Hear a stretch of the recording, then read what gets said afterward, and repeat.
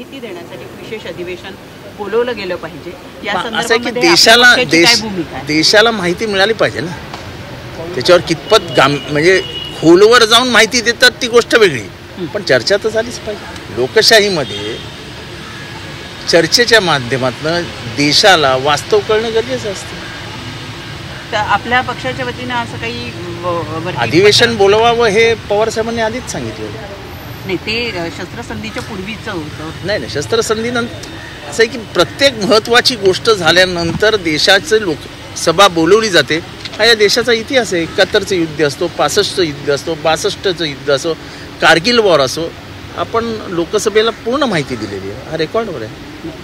Sir, तुमचा जो कळवा मतदारसंघ आहे त्या कळव्या मतदारसंघातले काही माजी नगरसेवक जे आहेत त्यांनी शिवसेनेमध्ये प्रवेश केला. तुम्हाला एक मोठा फटका बसलाय असं मानलं जातं. मला बसलं का बीजेपीला बसलंय आता तपासण्याची वेळ आहे.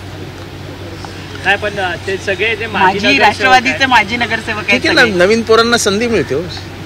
नवीन पोरांना संधी मिळेल. लढाई तर होईलच ना. जोपर्यंत मी जिवंत आहे तोपर्यंत लढाई तर होईलच. शिवसेना आणि भाजपमध्ये ठाण्यातल्या माजी नगरसेवकांना स्वतःच्या पक्षामध्ये घेण्याच्या संदर्भात समोर म्हणजे हा धोका राष्ट्रवादी म्हणजे बीजेपीला झाला का कोणाला झाला हा तुमच्यासाठी शोध पत्रकारिता आहे.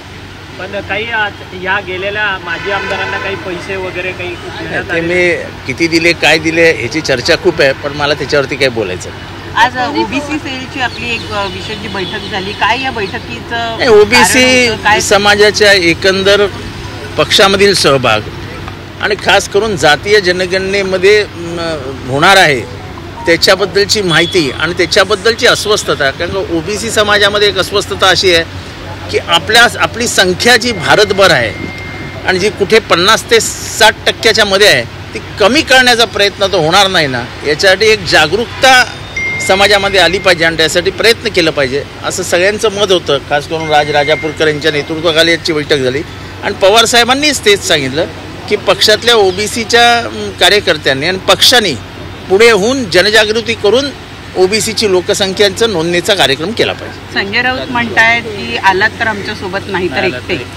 स्थानिक स्वराज्य संस्थांच्या निवडणुकीच्या पार्श्वभूमीवर त्यांनी हा नारा दिलेला आहे का की यापुढे महाविकास आघाडी म्हणून एकत्रित राहायचं की नाही या संदर्भातलं हे वक्तव्य असावं असं वाटतं. मोठ्या नेत्यांच्या मोठ्या गप्पा असतात. आपण छोटे कार्यकर्ते आहोत, आपल्या मर्यादा ओळखून बोला. पण सर्वपक्षीय नेते एकाच व्यासपीठावर आल्यानंतर पुन्हा एकदा त्यांनी टीका केलेली आहे. ते म्हणतात की संस्था सांभाळायच्या असतील किंवा अशा त्यांनी या असं की पवार साहेबांचं राजकारण हे संस्थात्मक आहे आणि ते जर गोपीनाथ मुंडे अत्यंत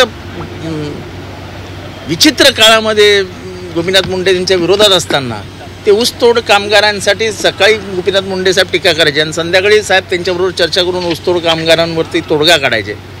पवार साहेबांचं एक विचार करण्याची पद्धतच वेगळी आहे. कधी कधी आम्हालाही